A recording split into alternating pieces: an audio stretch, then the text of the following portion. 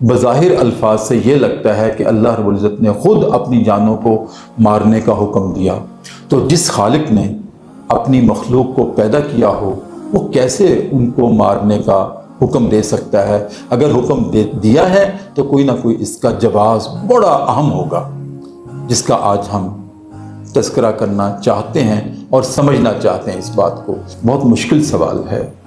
قرآن کریم میں اللہ رب العزت نے سورہ آل عمران کے آغاز میں ارشاد فرمایا ہے کہ ہم نے اس میں دو طرح کی آیات نازل کی ہیں۔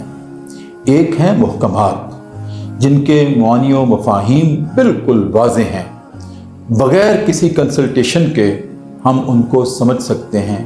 لیکن دوسری طرح کی آیات ہیں متشابہات، جن کے معانی فلسافیکل ہیں، ایلیگوریکل ہیں، لہٰذا ان کو سمجھنے کے لیے ہمیں اہل علم سے رہنمائی درکار ہوا کرتی ہے۔ ناظرین کرام، آج کی آیت میں، آج کے سبق میں ایک بات ایسی ہے کہ جس کے لیے واقعتاً ہمیں اہل علم سے رجوع کرنے کی ضرورت ہے۔ بہت بڑی زیادتی کی تھی، اب اللہ کے حضور توبہ کرو، اور توبہ کرنے کے ساتھ اپنے آپ کو ہلاکت میں ڈالو، اپنی جانوں کو ہلاک کرو۔ لیکن ہمارے نبی کریم صلی اللہ علیہ وسلم کے لیے اللہ رب العزت کی اتنی شفقت، محبت اور عنایت ہے کہ نہ ہمارے نبی کو نام لے کر پکارا، نہ ان کی امت کو نام لے کر پکارا۔ اتنا اہتمام کیا اللہ رب العزت نے نبی کریم کے ساتھ، شفقتوں کا، محبتوں کا۔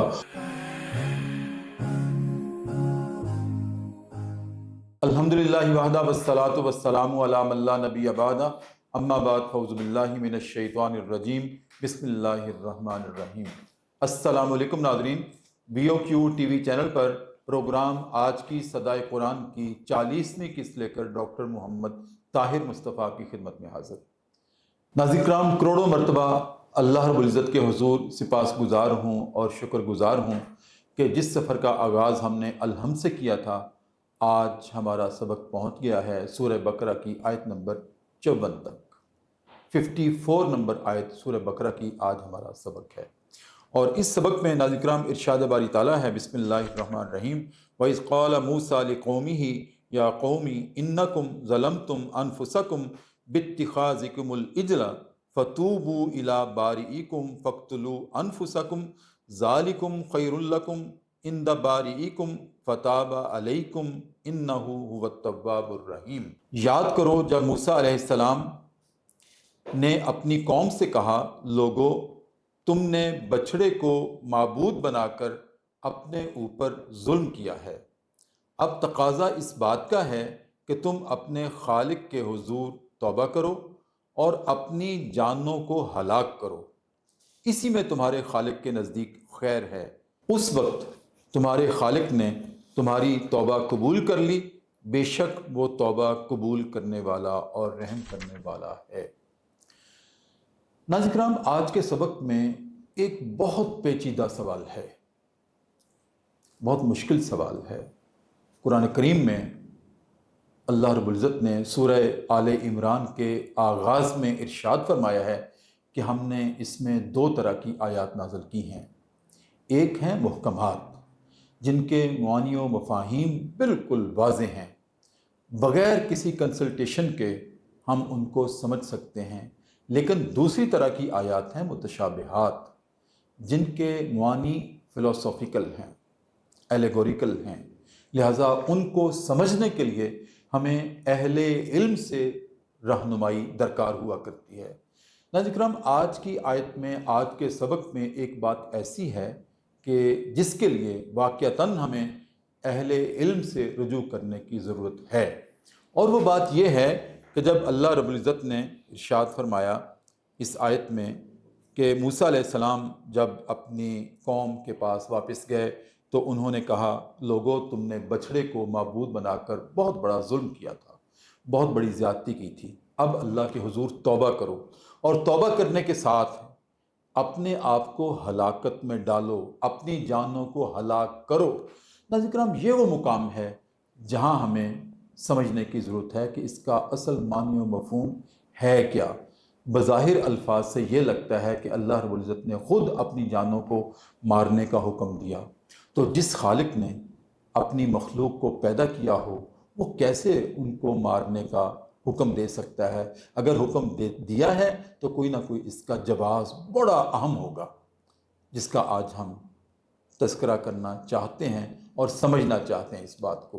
ہمارے مہمان ہیں جناب مولانا محمد اکرم محمدی، ماشاءاللہ عالم دین بھی ہیں، حافظ القرآن، قاری القرآن، اور آپ کا سفر بیت القرآن اور صدائے قرآن۔ السلام علیکم ورحمۃ اللہ۔ وعلیکم السلام ورحمۃ اللہ وبرکاتہ۔ مولانا بڑی اہم بات ہے اور بڑی باریک بات ہے جی سمجھنے سر۔ کے لیے، جیسے میں نے عرض کیا اس میں متشابہات آیات بھی ہیں، محکمات بھی ہیں، کچھ کا مطالب اور مطلب اور مفہوم ہمیں خود سمجھ آ جاتا ہے، کچھ کے لیے آپ جیسے اہل علم سے رہنمائی لینا درکار ہوتی ہے۔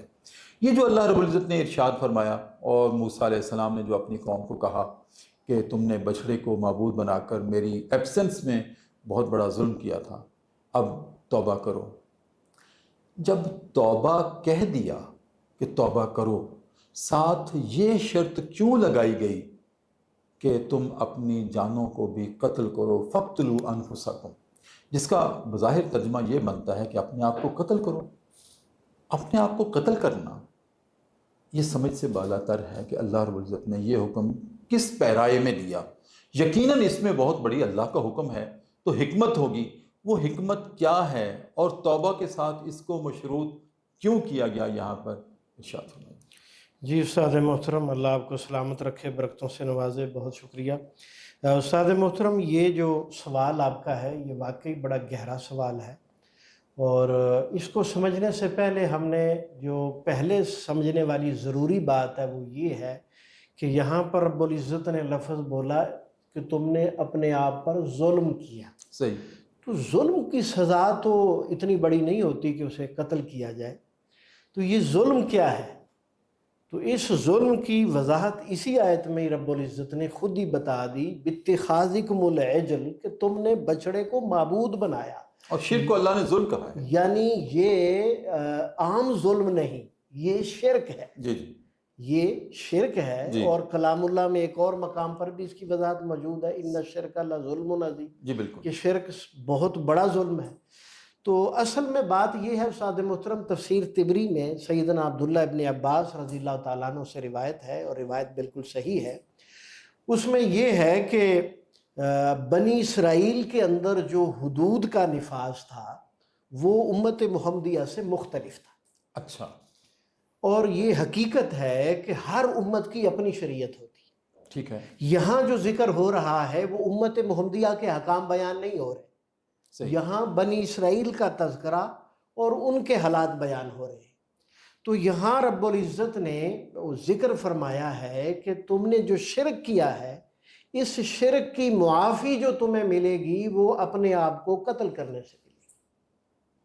مشروط ہے۔ جی مشروط ہے، یعنی ان کے ہاں یہ شرک کی سزا ہی یہ تھی، شرک کی سزا یہ تھی، بالکل ایسے جیسے شادی شدہ زانی کی سزا رجم تھی ان کے ہاں، اور ہمارے ہاں بھی رجم ہے۔ اسی طرح مرتد کی سزا ان کے ہاں بھی قتل تھی، ہمارے ہاں بھی قتل ہے۔ کچھ چیزیں مشترک ہوتی ہیں نا جی۔ اب صحیح جامع ترمذی میں روایت ہے، نبی علیہ السلام کا ارشاد ہے، من بدل دینہ فاقتلوا، جو اپنا دین بدل لے اسے تم قتل کر دو۔ تو یہ قتل ہم نے نہیں کرنا، یہ گورنمنٹ کا کام ہے، یہ عدالت کا کام ہے، ریاست کا کام۔ ریاست کا کام ہے، ہمارا کام نہیں ہے۔ لیکن حدیث میں لفظ ایسے ہی ہے کہ جو دین بدلے اس کو قتل کر دو۔ صحیح۔ تو اب یہ امت محمدیہ میں اور بنی اسرائیل میں دو چیزیں مشترک ہو گئیں، شادی شدہ زانی کی سزا رجم، پتھر مار مار کے اسے ختم کر دو، اور دوسرا یہ مرتد کی سزا قتل ہے۔ اور رہا یہ تیسرا شرک والا مسئلہ، یہ بنی اسرائیل کو اور ہمارا مختلف ہے۔ اچھا۔ بنی اسرائیل میں رب العزت نے بتایا کہ تمہیں اپنے آپ کو قتل کرنا ہوگا، پھر تمہاری معافی ہوگی۔ تو تفسیر طبری میں جو اس کی وضاحت ہے وہ یوں ہے کہ جنہوں نے شرک کیا تھا وہ گوٹ مار کے بیٹھ گئے، اور جنہوں نے شرک نہیں کیا تھا انہوں نے اس دور کا جو بھی قتل کا آلہ تھا، خنجر یا چھری یا جو بھی تھا، تو وہ انہوں نے پکڑ لیے اور انہوں نے ان کو قتل کر دیا۔ اور اس میں یہ بھی وضاحت ہے کہ جب وہ قتل شروع کرنے لگے تو تب ماحول میں اندھیرا چھا گیا، اور جب وہ اندھیرا چھٹا تو یہ جو مشرک تھے 70,000 کے قریب تھے، یہ اس وقت قتل ہو چکے تھے۔ اچھا، ان کو قتل کسی دوسرے نے کیا؟ جی دوسرے بندوں نے کیا جنہوں نے شرک نہیں کیا تھا. اچھا. جی فَاقْتُلُوا أَنفُسَكُم سے مراد یہ ہے کہ تم ہی ایک دوسرے میں سے جو مشرک ہیں ان کو موحد قتل کریں. جی یہاں ایسے ہی ہوا ہے کہ موحدوں نے مشرکوں کو قتل کیا ہے. یعنی جو بظاہر اس آیت کے مفہوم سے محسوس ہو رہا ہے کہ وہ خودکشی کریں، تو ایسا نہیں ہے ایسا کہ نہیں. ان کو قتل کرنے کے لیے دوسرے موحد حضرات جو ہیں وہ وہاں حاضر کیے گئے، اور موحدوں نے اور یہ بھی مشرکوں ان کو کی قتل سزا کیا. تھی. یہ ان کی سزا تھی، حد تھی ان کے ہاں. اور ہمارے ہاں اللہ کی رحمتوں میں سے بڑی رحمت، سبحان اللہ. کمال قسم کی رحمت ہے استاد محترم، کہ صرف انسان دربار الہی میں حاضر ہو اور 2 آنسو بہائے، دو توبہ بھی کرے. نہیں سر، 2 آنسو تو بہت زیادہ ہوتے ہیں سر. مکھی کے سر جتنا چھوٹا سا آنسو، اتنا چھوٹا کہ پلکوں کے ساتھ وہ چپک جائے، نیچے ہی نہ آئے، بس اتنا سا آنسو نکل آئے تو مالک کی مہربانی ہو جاتی. سبحان اللہ. سبحان اللہ. ناظرین کرام، کتنی بڑی عنایت ہے اللہ رب العزت کی کہ ہمیں اس نبی کی امت بنایا جو رحمت للعالمین ہیں. ہم نے ایک پروگرام میں ذکر کیا تھا کہ اللہ رب العزت نے کلام اللہ میں دوسرے انبیاء کی قوموں کو اور دوسرے انبیاء کو ان کے ناموں سے مخاطب کیا ہے، یا موسیٰ، یا عیسیٰ، یا نوح، اور ان کی قوموں کو بھی یا بنی اسرائیل کہہ کر پکارا. لیکن ہمارے نبی کریم صلی اللہ علیہ وسلم کے لیے اللہ رب العزت کی اتنی شفقت، محبت اور عنایت ہے کہ نہ ہمارے نبی کو نام لے کر پکارا، نہ ان کی امت کو نام لے کر پکارا. اتنا اہتمام کیا اللہ رب العزت نے نبی کریم کے ساتھ، شفقتوں کا، محبتوں کا. اور وہی محبتیں پھر ہماری طرف اس طرح سے لوٹ کر آئیں جیسے مولانا نے بیان کیا کہ پرانی قومیں جو تھیں وہ اگر کوئی گناہ کر بیٹھتی تھی تو ان کے جو کفارے ہوتے تھے، ان کی جو ریمیڈی ہوتی تھی وہ بھی بڑی سخت ہوا کرتی تھی. جیسے کہ ابھی مثال گزری ہے کہ بچڑے کو معبود بنایا، شرک کیا، اللہ رب العزت نے معاف تو کر دیا لیکن معافی کے ساتھ شرط رکھی توبہ کرو، اور صرف توبہ نہیں، توبہ کے ساتھ ایک اپنے آپ کو قتل کر دو، تب توبہ تمہاری قبول ہوگی. اور نبی محتشم صلی اللہ علیہ وسلم خاتم النبیین، فدا کا امی و ابی.